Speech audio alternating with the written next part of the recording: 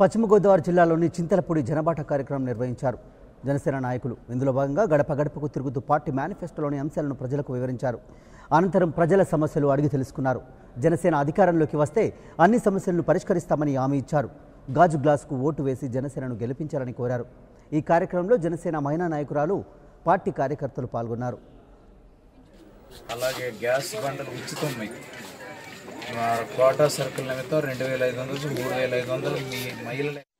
చింతలపూడి నియోజకవర్గంలో 4 మండలాలు ఉన్నాయి. ఈ 4 మండలాల్లో కూడా కార్యకర్తలు రోజు జనబాట కార్యక్రమాన్ని నిర్వహిస్తూ ఉన్నారు.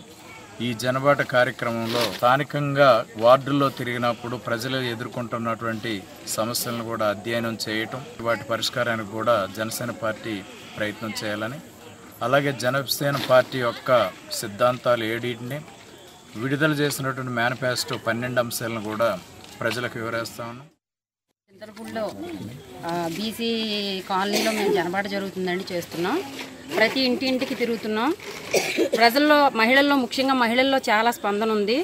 పవన్ రావాలి, మా పాలన మారాలని చాలా ఉత్సాహంగా ఉన్నారు. కానీ కంపల్సరిగా మా పవన్ అన్న కానీ సీఎం అయ్యి మేము కష్టపడుతున్నాం. కంపల్సరిగా మనం అందరం ఓటేసి గెలిపించుకుంటే మన బ్రతుకులు కంపల్సరిగా మారతాయండి.